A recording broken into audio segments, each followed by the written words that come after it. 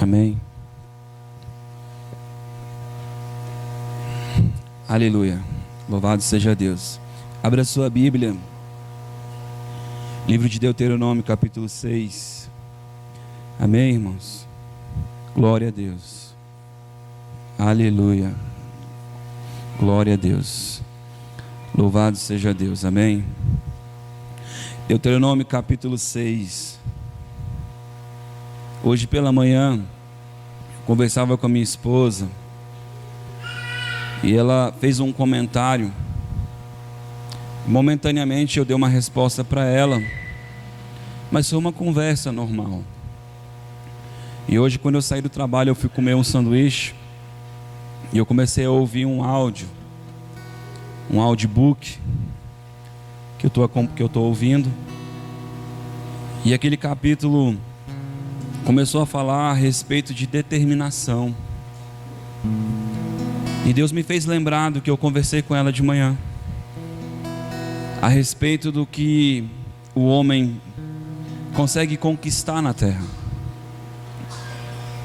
E aquele livro era um livro da Kathryn Kuhlman,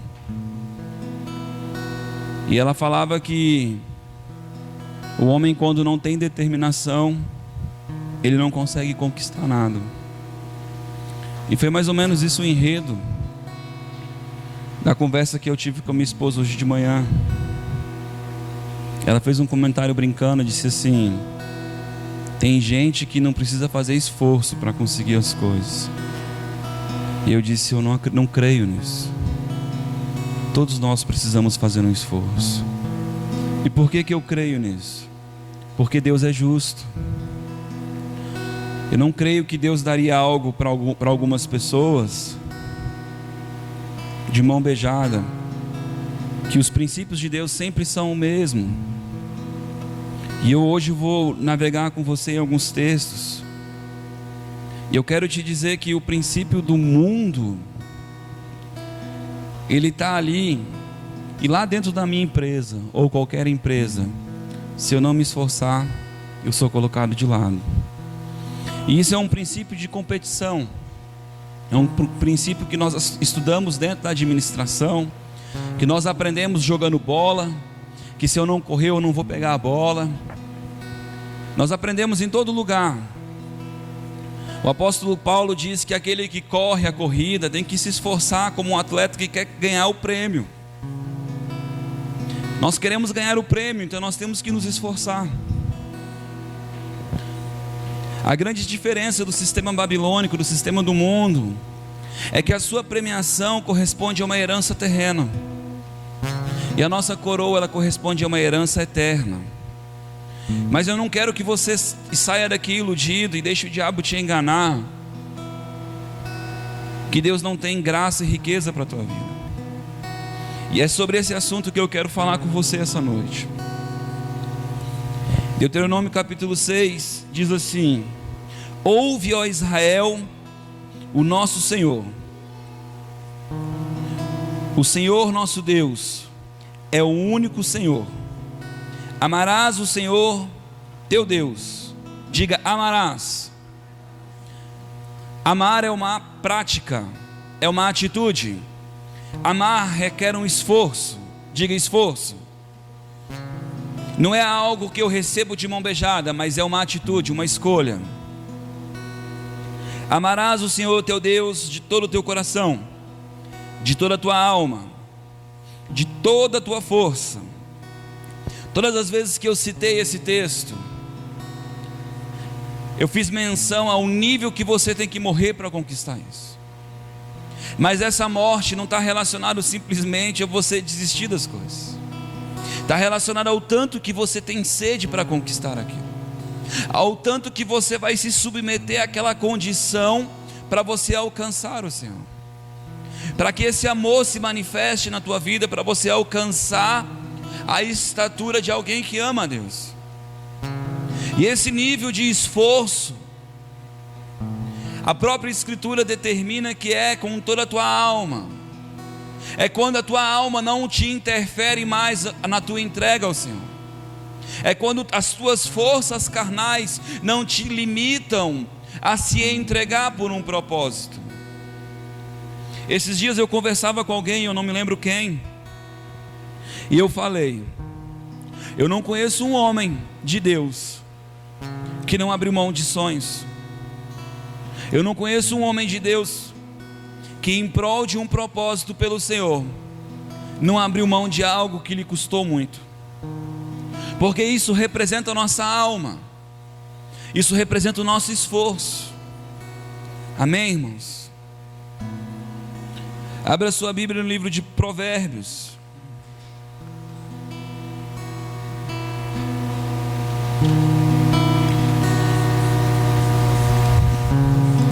Em primeiro lugar, eu quero dizer que eu te amo e que eu não estou aqui para te ofender. Eu estou aqui para trazer alguns textos e fazer você meditar sobre isso. Provérbios capítulo 21, verso 25 diz assim: o desejo do preguiçoso o mata. Aquele que age com preguiça e inércia, a morte na vida dele é certa, porque ele anda inerte, parado. Amém? Porque as suas mãos se recusam a trabalhar. Diga glória a Deus. Provérbios capítulo 6, 9.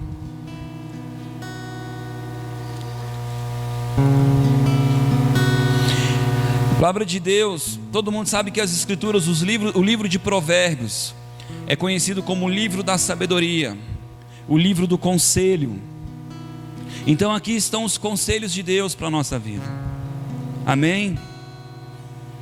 6, 9. Ó preguiçoso, até quando ficarás deitado? Quando te levantarás do teu sono? Lá no verso 6, vai ter com a formiga, ó preguiçoso. Por que que o preguiçoso é comparado à formiga? Porque a formiga, ela trabalha incessantemente por um propósito. É o tempo todo buscando o seu alimento e levando para o formigueiro. Ela não se opõe, não para por causa do tamanho, do peso que ela carrega. Eu não sei a quantidade que uma formiga consegue suportar, mas muitas foram as vezes que eu sentado em algum lugar, ou em pé em algum lugar, olhei uma formiga minúscula carregando uma folha gigante, e eu fiquei pensando: meu Deus, que loucura. Às vezes a gente olha e fala gulosa, mas o fato não é esse. Ela tem um propósito, ela tem um objetivo. Aonde os teus sonhos estão parando? Aonde os teus propósitos estão parando? Na sua boca, na sua atitude, na sua falta de atitude. Aleluia. Abre a sua Bíblia no livro de Gálatas capítulo 6.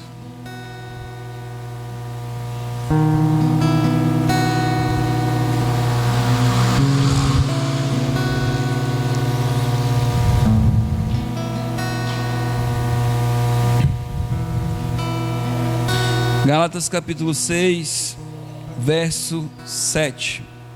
Não vos enganeis, Deus não se deixe escarnecer. Tudo que o homem semear, isso também colherá. Diga: tudo que o homem semear, isso também colherá. O texto logo em seguida diz que aquele que semeia na carne, colhe na carne; aquele que semeia no Espírito, colhe no Espírito. Então existe uma grande diferença entre nós e o homem lá fora. Nós semeamos no Espírito, mas não quer dizer que nós não agimos. Veja em Tiago capítulo 1.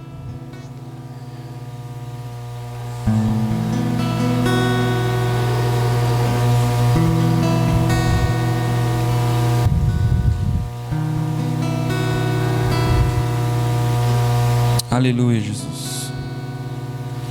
Tiago capítulo 1, verso 2. Meus irmãos, tende por motivo de grande alegria passar por provações, sabendo que a prova da vossa fé desenvolve perseverança. A prova da vossa fé desenvolve perseverança. Aleluia. Ora, a perseverança deve terminar a sua obra, para que sejais maduros e completos. Não tem falta de coisa alguma. Ora, se algum de vós tem falta de sabedoria, peça a Deus, que todos dá liberalmente, e não censura, lhe será dada. Peça, porém, com fé. Diga: peça, porém, com fé. Peça, porém, com fé. Até o ato de pedir requer um esforço de você. Peça, porém, com fé.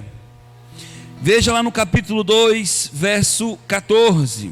Meus irmãos, que proveito há se alguém disser que tem fé, mas não tiver obras? Diga: que proveito há? Esse texto quer dizer, não tem valor nenhum. É em vão as suas palavras, é em vão a sua declaração, porque a fé necessita ser acompanhada por obras. O homem lá fora, quando ele traça um objetivo, eu sou formado em administração, e eu sei que todo projeto, toda estratégia, todo aquele que determina um caminho tem que saber onde ele quer chegar. Se até o homem racional traça objetivos, nós que somos filhos da luz, filhos do conhecimento de Deus, não deveríamos também agir assim? A grande diferença é que esses homens lá fora são guiados pelo seu coração, e aquele que semeia na carne, semeia no pecado, porque pensa só no seu umbigo, nos seus deleites, no seu prazer. Mas aquele que semeia no Espírito, semeia naquilo que Deus já disse para ele. A Bíblia diz: creia nos profetas e prosperareis. Mas eu quero te dizer, aleluia, eu quero te dizer, se você não crer no que Deus está gerando no seu coração, e se você não agir como aquele que crê, você nunca vai sair deste lugar. Você vai caminhar como aquele que é o Tom Hanks, um contador de histórias, um sonhador. Se você observar a vida desses homens, dessas mulheres que já fizeram história com Deus, o apóstolo Paulo, um homem, diga um homem, queria evangelizar o mundo, e às vezes nós reclamamos porque temos que evangelizar um bairro, uma quadra, uma rua. Mas um homem que recebeu de Deus uma revelação, que trouxe a nós um conhecimento extraordinário, que é a verdade de Deus, ele sabia qual era o peso daquele chamado e daquela mensagem, e ele queria convencer o mundo. Diga ao mundo: um homem. E às vezes nós olhamos para as pessoas e achamos que a grama dela é mais verde, mas esquecemos que o nosso Deus, Ele é maior do que todas as coisas. Nós esquecemos que Deus é a nossa força, mas Ele é a nossa força quando nós cremos que Ele é a nossa força. Ele nos ajuda quando nós entramos no propósito e cremos. Por isso que fé sem obras é morta. Capítulo 1, verso 6. Porque aquele que duvida é semelhante à onda do mar, impelida e agitada pelo vento. Não pense tal homem que receberá do Senhor alguma coisa. Diga: não pense tal homem que receberá do Senhor tal coisa. Homem vacilante, que é inconstante em todos os seus caminhos. Qual é o problema então, se as coisas não estão progredindo? É porque eu sou inconstante. Eu não traço um objetivo em Deus e não quero chegar neste lugar. Pior, eu nem creio que vou chegar neste lugar. Porque de manhã eu recebo uma palavra, de tarde já estou frustrado, no outro dia já esqueci, e daqui uma semana eu estou tentando lembrar qual foram os projetos e os sonhos que Deus revelou ao meu coração. Um dia eu falei para algumas pessoas que caminham comigo, eu disse: eu guardo as profecias, porque quando eu ouço elas, eu digo: Deus, eu creio. Eu não deixo a minha alma ficar me roubando. E quando ela tenta, eu digo: Deus, tu és maior. Precisamos entender que o que Deus prometeu, Ele é fiel. Mas Ele é fiel com aqueles que o buscam. E esse ato de buscar, você precisa ser inteligente e entender o que é isso. O ato de buscar não é você vir à igreja ou à casa de Deus. O ato de buscar não é você ler as Escrituras. Isso também é buscar. Mas quando fala de buscar a promessa de Deus, é agir como quem crê. Davi crê, ele cria que ele era o sucessor de Saul, e ele agiu como um rei, como um guerreiro. Passou-se muitos anos até que ele conquistasse aquele reinado. Não foi de um dia para o outro. Diga: não foi de um dia para o outro. Foi uma construção. A Escritura diz que vós sois edifícios de Deus. Deus está construindo algo em você. O quanto você está aberto para que Deus te faça um edifício grande, prumado e bonito, para que todos possam ver a obra de Deus na tua vida. Mas o receber é nosso. Abrir o coração e agir como aquele que crê, ser guiado, é nosso. Aleluia. Abra sua Bíblia no livro de Josué. Aleluia. Eu acho muito interessante esse livro, porque esse homem, ele é o sucessor de um dos homens mais extraordinários das Escrituras, que é Moisés. Moisés teve o privilégio. Ô irmão, depois que eu comecei a ler a Bíblia em celular,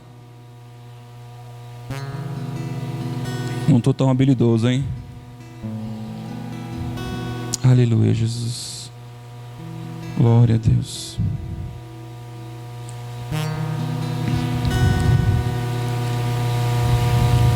Aleluia, Jesus. Estava até marcado. Aleluia. Capítulo 1, verso 5. Ninguém poderá te resistir todos os dias da tua vida. Diga: isso é uma promessa. Isso é uma promessa. Como fui com Moisés, assim serei contigo. Nunca te deixarei, jamais te desampararei. Diga: amor, cuidado. Esse era o tratamento de Deus com Josué. Mas veja o que Deus diz para Josué: esforça-te. Diga: esforça-te. Para que Josué estivesse neste lugar, era necessário que ele se esforçasse. Você não acha que não teria peleia, que não teria briga, que não teria adversidade? Tinha.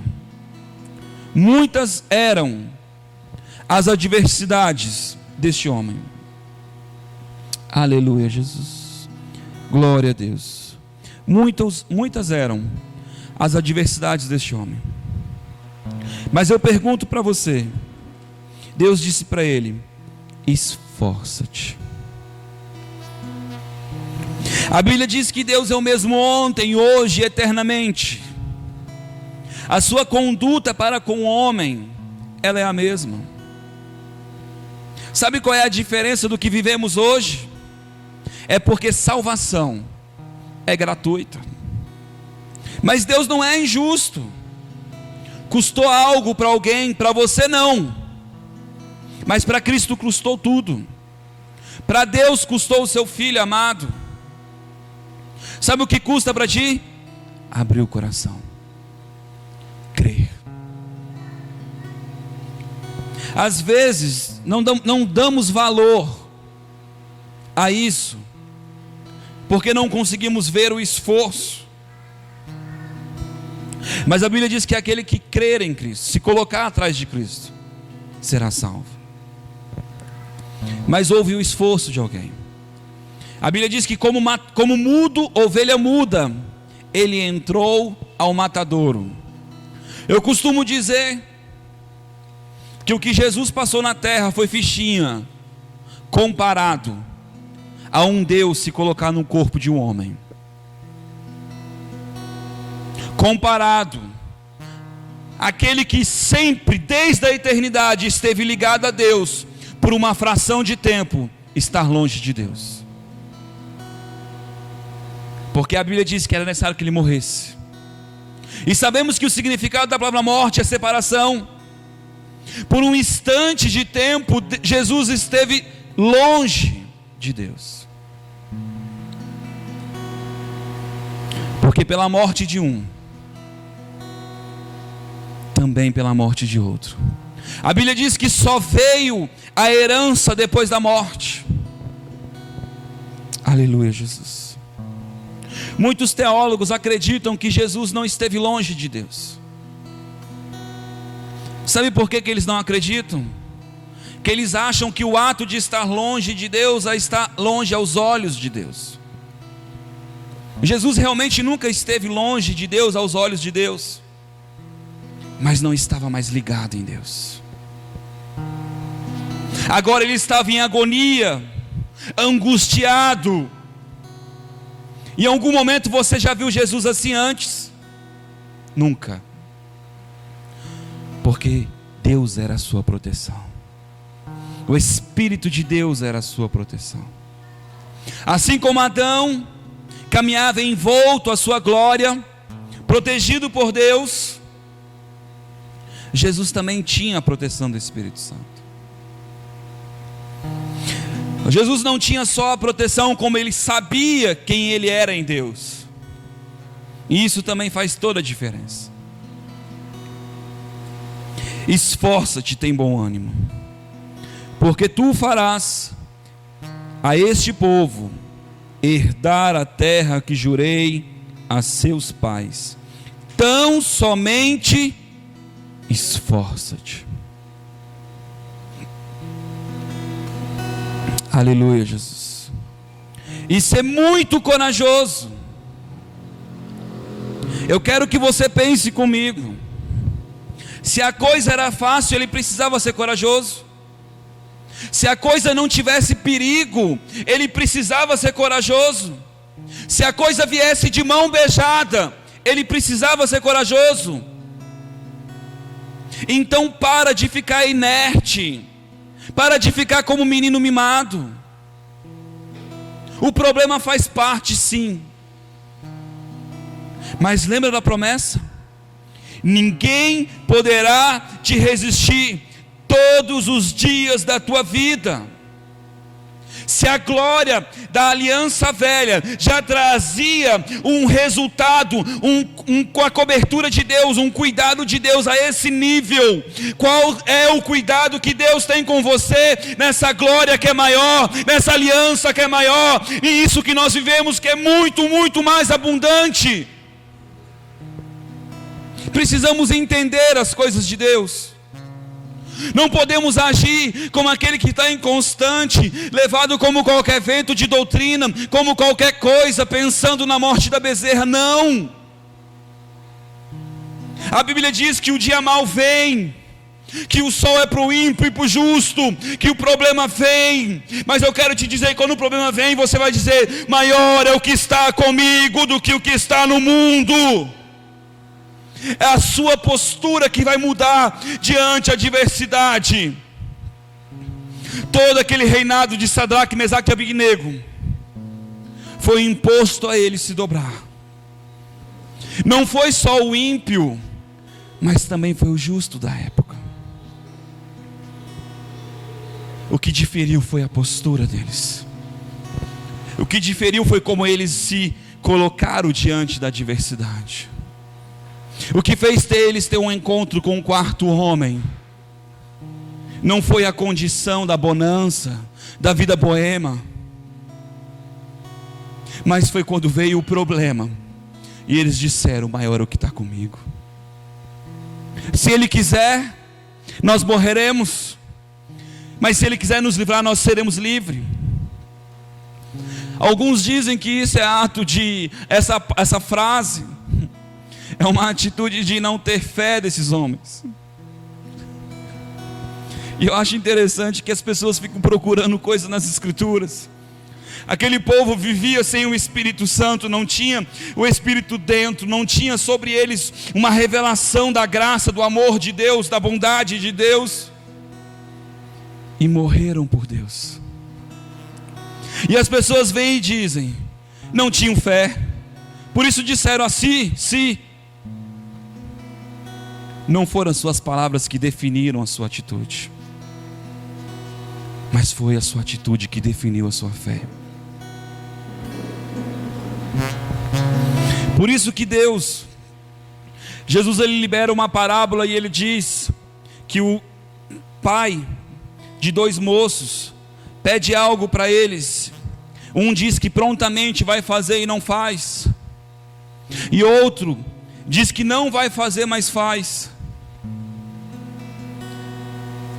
E no final Jesus pergunta: quem agradou? Aquele que disse que não ia fazer, mas a sua atitude foi realizar o ato? Ou aquele que falou com a boca, mas o coração não definia isso? Estamos vivendo um mundo onde as pessoas são casca, são artificiais, querem ter o melhor carro, a melhor roupa. Isso não é pecado, irmão. Mas qual é o objetivo de ter isso? Mostrar para os outros que você é poderoso, mostrar para os outros que você tem um corpo bonito. Isso não é papo de gordinho, não é. Juro para você que não é. Mas eu vejo pessoas vazias,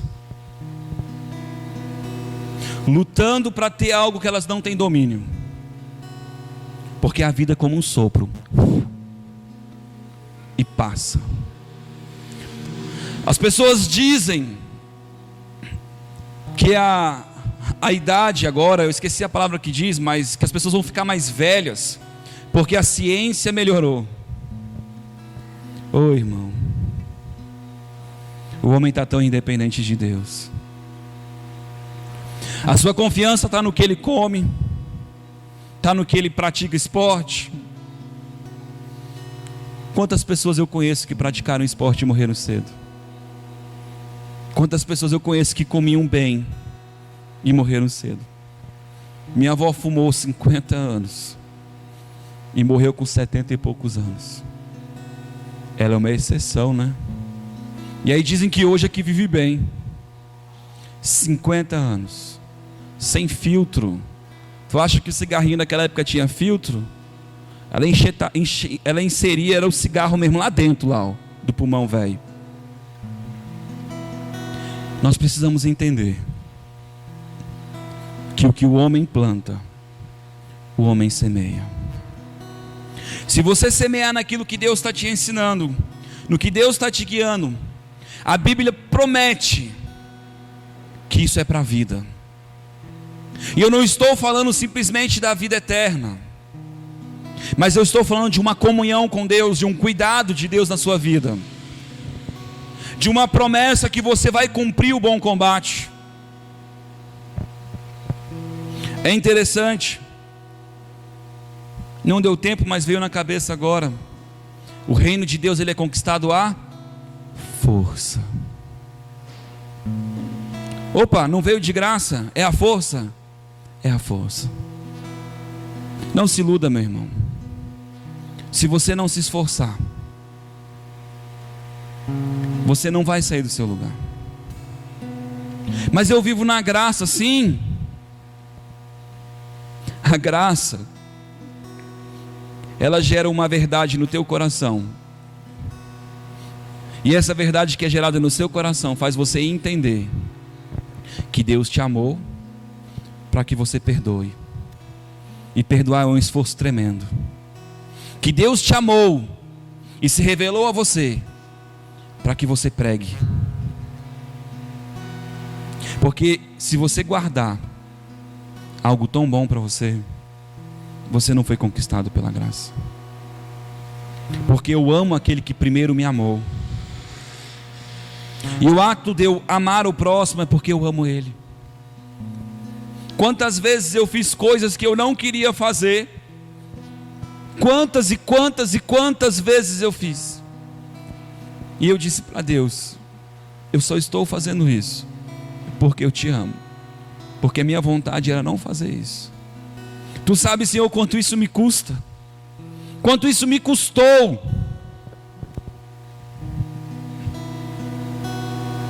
Esforço. Mas não. Aí pegamos aquele texto lá em Mateus capítulo 7, verso 7, diz: buscar-me-ei, buscar, bater, bater. E achamos que esse ato é só orar. E ficamos orando, e ficamos orando, e ficamos orando. Sim, estamos gerando um monte de oração no mundo espiritual. Aí Jesus fala: tá bom, vou te dar. E aí tu fica: tá bom. Não existe isso, irmão. Quando Jesus diz: eu vou te dar, você vai agir como quem crê. Você vai começar a se movimentar em prol daquilo. Quando Deus disse para mim: tu és pastor, eu fui e comprei um monte de cadeira. Eu não tinha dinheiro para isso. Eu comprei um monte de instrumento. Eu não tinha dinheiro para isso. Eu não tinha membros para isso. As pessoas olham: mas eu sempre soube. Que bom, eu não. Eu só podia dizer para ele: Senhor, eu te amo. E porque eu te amo, e eu sei que tu sabe o que é melhor para mim do que eu, apesar de não querer, eu vou crer, eu vou comprar, eu vou fazer. Porque o que eu posso fazer, Senhor, é adquirir bens. O conhecimento vem de ti. Me ensina, eu estou aberto para isso. Me ajuda, eu estou aberto para isso. Quando eu posso, eu passo o dia todo ouvindo pregação. Eu durmo com fone de ouvido. E minha esposa testemunha. Eu não estou mentindo para você. Passei um tempo da minha vida que eu lia muito. Chegou um tempo que Deus falou: para, eu quero falar com você. Precisamos ser obedientes.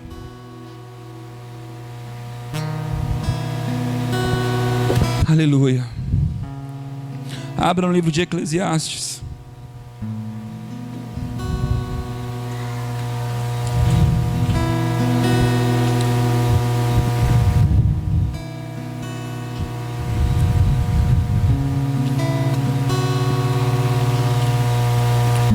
Eu já preguei sobre esse texto.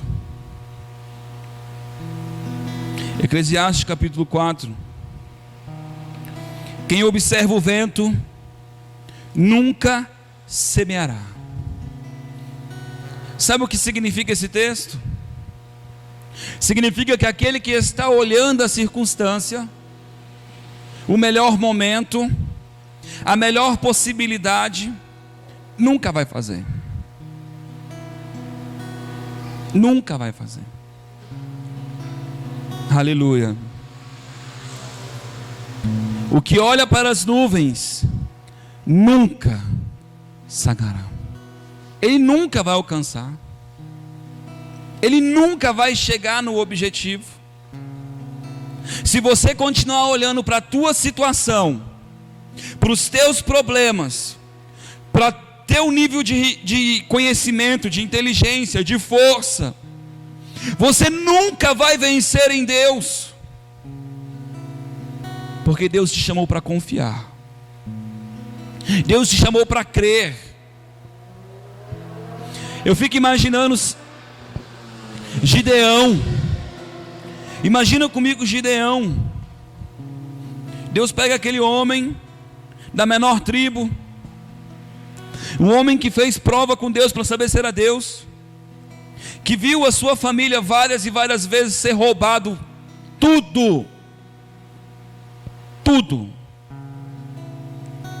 E agora Deus diz para ele: ó, tu vai libertar este povo. E ele pega e fala: Deus, tá bom, se é tu mesmo, molha aqui, Senhor, esponjinha, molha esse favozinho aqui. Não, se é tu mesmo, amanhã vai estar sequinho. E as pessoas dizem: ah, ele fez prova de Deus. Sim, ele fez prova de Deus. E fazer prova de Deus às vezes não é errado, mas como ele agiu depois que ele teve certeza que era Deus, é o que faz a diferença. Quanto tempo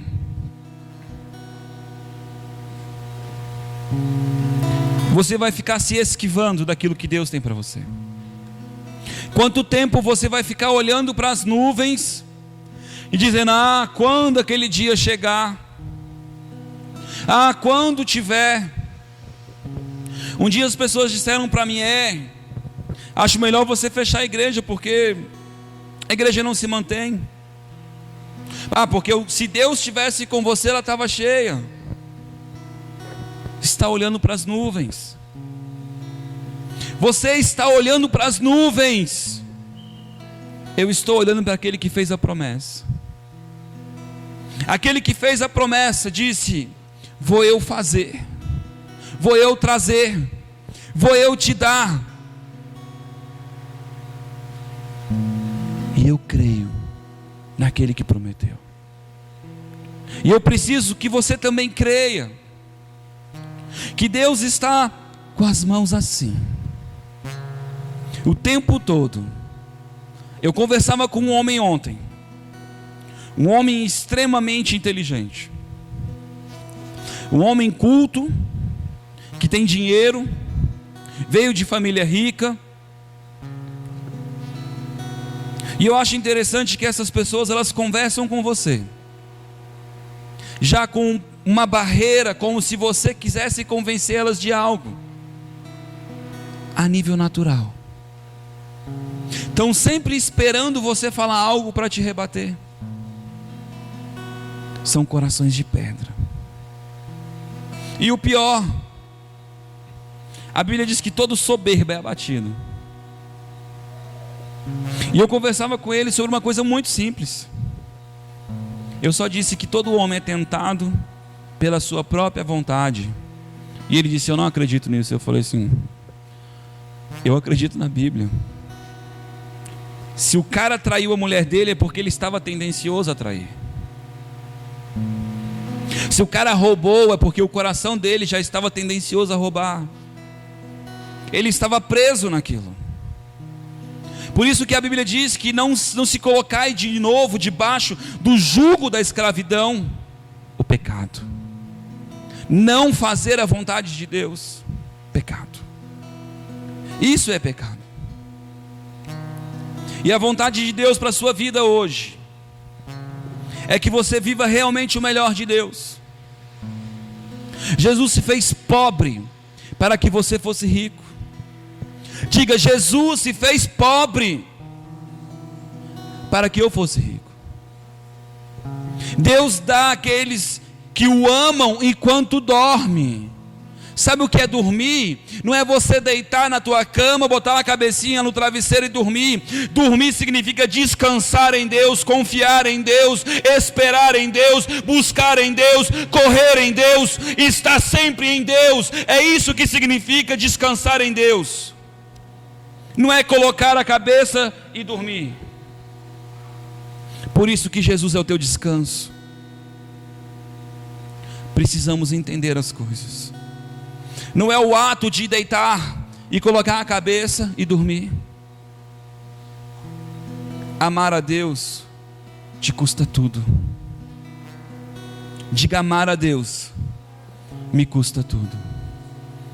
E Ele diz que aqueles que me amam cumprem os meus mandamentos. E precisamos entender que é impossível galgar algo em Deus se não for por fé. E fé tem que ter obras. E você precisa traçar um objetivo, mas o objetivo de Deus na sua vida. Não é o objetivo do Jonathan. Não é o objetivo que você semeia na carne. O problema é que as pessoas aceitam a Cristo, elas estipulam uma meta para a vida delas, e depois dizem que Deus não quer dar. Ou pior, elas passam a vida toda esperando Deus falar com elas. Agrada-te do Senhor teu Deus, e os desejos do teu coração Ele fará.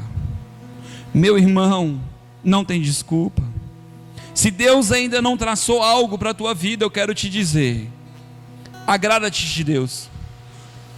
Você tem estado andando como aquele que se agrada do Senhor? Será que você acorda de manhã e diz: obrigado, Senhor, por esse dia, Senhor, obrigado pela minha força, obrigado pela minha casa, obrigado pelo meu esposo, pela minha esposa, obrigado, Senhor, por tudo que o Senhor tem feito na minha vida, obrigado, obrigado, obrigado, obrigado? Será? Será? Se você tem parado e dito: Senhor, este é momento de gratidão, vou salmodiar a tua presença e a tua glória, porque eu me agrado do que tu tem feito na minha vida. Será? Se agradar de Deus é você estar feliz com quem Deus é. O problema é que muitas vezes não sabemos quem Deus é. E eu quero te dizer: Deus é bom o tempo todo, e o diabo não presta o tempo todo. O tempo todo o diabo quer te enganar. E a Bíblia diz que ele fala da mentira porque ele é o pai da mentira. E as pessoas são tão toscas que elas acham que é o ato de mentir. Ela fala do que não é Deus, do que não é a vontade de Deus para a sua vida. Ela quer te deixar em ignorância. Ela quer te deixar fora da verdade. Porque verdade é conhecimento de Deus estabelecido para o homem, e isso veio em Cristo. Não, eu não tenho que mentir. Está cheio de gente que não mente e não vai para o céu. Não estou dizendo que você tem que mentir. Eu estou dizendo que quando ele fala que ele é o pai da mentira, não é porque ele mente no sentido literal das coisas. Ele mente no que um livro espiritual fala. Ele fala de coisas espirituais. Ele fala de quem é Deus. Ele fala do que Deus quer ter com você. Hoje eu pensava, na verdade foi ontem, a respeito de algumas frases que eu já ouvi a respeito das Escrituras. Uma delas: este livro é um livro de uma declaração de amor de Deus com você. Será? Esta é a palavra de Deus. Será? Será? E são perguntas que eu faço para você, porque são as coisas que mais me afastaram de púlpitos, foi essas frases. Mas as pessoas não param para pensar que Jesus veio para ser a expressão de Deus, porque antes ele não era, e nunca foi revelação de Deus em lugar nenhum, porque estava oculto. Ele diz: agora veio a verdade, antes não tinha. Então o Velho Testamento tinha verdade? Tinha, encoberta, escondida, sombra. Sombra não é, parece. A sombra das coisas que estão no céu não é, parece. Agora Jesus veio como a verdade. E é interessante que quando ele vai ao céu, ele diz: o Espírito da verdade vai vos ensinar todas as coisas. Não, irmão, não ensina isso, porque senão eles vão achar que não precisam de um pastor manipulador. Jesus me libertou para a liberdade, e é isso que aqueles que estão na lei da liberdade vão ensinar: a liberdade que temos em Cristo. Eu sou livre para amar, eu sou livre para adorar, eu sou livre para ser fiel a Deus, para ir e vir. Liberdade. Tudo eu posso, mas nem tudo me convém, porque o que o homem planta, ele colhe. Simples assim, irmãos. Todo homem começa na alma. Diga alma. Pensamentos. Na velha aliança, o relacionamento de Deus era com a alma do homem.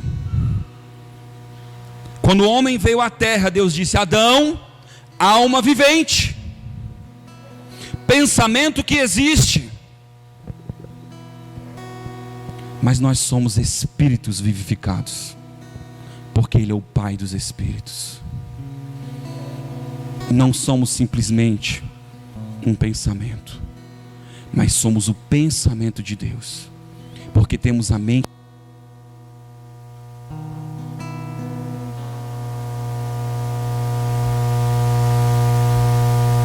Somos pensamentos de Deus, somos cartas vivas. Cartas vivas. A tua vida vai mudar ambientes quando você entender que as tuas atitudes refletem no mundo espiritual.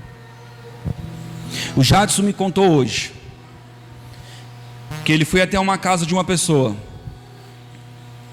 que é macumbeira, enfim, um monte de coisa. E uma dessas pessoas, que é a matriarca, foi lá no seu pai de santo, e o pai de santo disse para ela: olha, aquele pastor que a tua filha foi, eu conheço ele. E a mulher não entrou em detalhes. Mas sabe o que eu acho interessante? É que se nós entendêssemos quem nós somos no mundo espiritual, e que os demônios estão com medo de nós, se nós entendêssemos que quando nós sabemos quem nós somos, nós interferimos no mundo espiritual, não estávamos andando cabisbaixo, olhando para o vento, preocupado: ai, será que vai dar? Será que não sei o que? Será que... Para, vai dar. E não importa se você vai comer pão e água, vai dar. Não importa se vai ser a pé, vai dar. O apóstolo Emílio disse que ele doou mais um carro, e ele ofertou mais um carro, e ele está a pé. Eu estou com um carro velho lá em casa, que também foi ofertado para mim. E eu falei: apóstolo, se você quiser levar esse carro, você pode levar, mas eu não quero te ofertar. Aí ele: por quê? Eu não precisei nem falar por quê. Não foi porque eu fechei o coração, irmãos, é porque eu creio que o que Deus tem para ele é maior. Consegue entender, irmãos? E eu não precisei nem falar nada, ele só disse: Jonathan, não é essa a minha bênção. Isso é fé, irmãos. Ele está andando a pé e ele disse: não é essa a minha bênção. Precisamos entender as coisas, irmãos. Fé é você agir como quem crê. O fundador da Jocum, Deus disse para ele que ia dar uma fazenda para ele. Ele foi lá e comprou, se eu não me engano, uma vassoura, uma carroça, e comprou os utensílios com o dinheiro que ele tinha, e botou na frente da base. Todo mundo que chegava lá perguntava: o que é isso? Ele dizia: é para minha fazenda. Mas você tem fazenda? Ainda não. Mas ela vai vir. Ainda não. Mas ela vai vir. As pessoas não estão aqui? Ainda não. Mas eles vão vir. Você não venceu ainda? Ainda não. Mas eu vou vencer. Você não foi curado? Ainda não. Mas eu vou ser curado. Você não prosperou? Ainda não. Mas eu vou prosperar. A porta não se abriu? Ainda não. Mas ela já está aberta. Porque o Senhor prometeu isso para mim. Precisamos agir como quem crê. E não como a onda do mar. Amém, irmãos? Quem entendeu?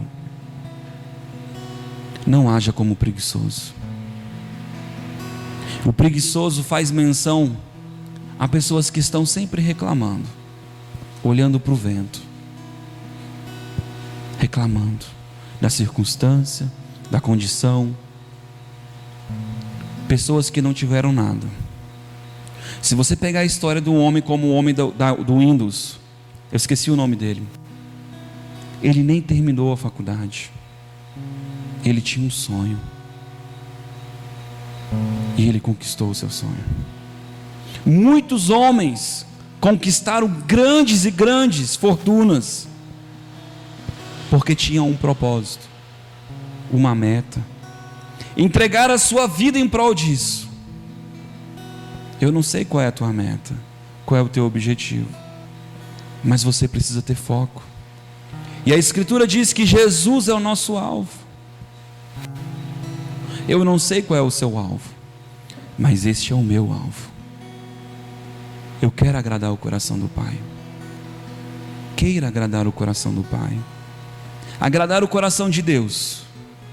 Talvez para a sua vida seja você ser um médico, um advogado, um doutor. Seja você ser um pastor, uma pastora. Seja você ser um atendente de uma loja. É você estar no lugar onde Deus quer que você esteja. Às vezes as pessoas acham que agradar a Deus é a pessoa ter um cargo na igreja. Agradar a Deus é você estar no lugar que Deus quer, no tempo de Deus. Hoje eu trabalho, mas eu não tenho dúvida que um dia eu não vou trabalhar mais para o homem. Eu não tenho dúvida disso. E não porque eu acho que isso é ruim, mas porque Deus tem outras coisas para mim. E é isso que eu preciso crer e fazer por isso. Com carro, sem carro, com comida, sem comida. Eu ouvi uma mensagem há muitos anos atrás, Deus de Promessa, o nome do CD de música. E tinha um pastor que gritava muito. E na última mensagem, na última faixa musical do CD, tinha uma pregação. Eu devo ter ouvido aquela pregação umas 40, 50, 100 vezes. Deus de promessa. E falava sobre Caleb, que esperava a promessa. E Caleb dizia, e o pregador dizia forte, que Caleb dizia: eu estou forte. Diabo, ainda que eu esteja doente, ainda que eu esteja pobre, eu estou forte. Qual é a tua postura? Eu estou forte, porque eu creio na promessa. E o pregador disse que se passaram 45 anos depois que Caleb recebeu a promessa, e ele dizia: eu ainda estou forte.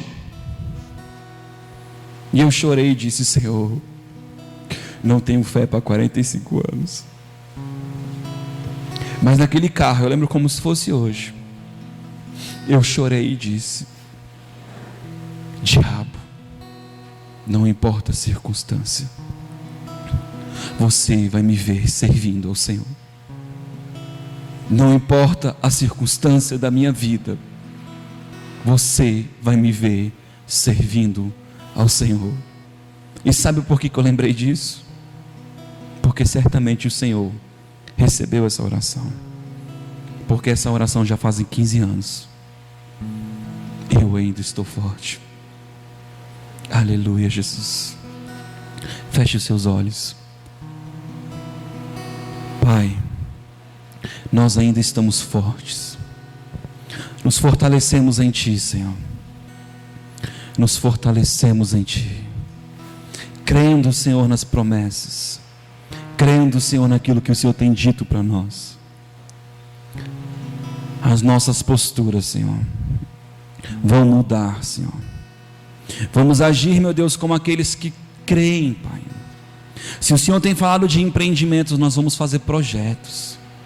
Se o Senhor tem falado, meu Deus, de conquistas, de veículos, nós vamos desenhar os carros, olhar para as fotos. Se o Senhor tem falado, Pai, de cursos, nós vamos imaginar os cursos. Se o Senhor tem falado, meu Deus, de portas, nós vamos imaginar as empresas. Meu Deus, se o Senhor tem falado de ministérios, nós vamos imaginar os sinais, os milagres, meu Deus. Nós vamos imaginar as pessoas, os cadeirantes se levantando, Pai, os surdos ouvindo, meu Deus, e os cegos enxergando, os aflitos, meu Deus, sendo curados. Nós vamos imaginar. Meu Deus, se Tu tem falado, meu Deus, de sonhos ministeriais a respeito do louvor, vamos imaginar nós dedilhando, Senhor, louvando a Ti com os nossos lábios, e os anjos dançando na Tua presença, Te adorando, Senhor. Não importa, Senhor, o lugar que nós vamos estar, queremos estar na Tua presença. Queremos estar na Tua presença, porque não existe lugar melhor senão este lugar que é a Tua presença. E é um lugar onde confiamos na Tua bondade, nas Tuas promessas. Amém. Amém, irmãos. Que você não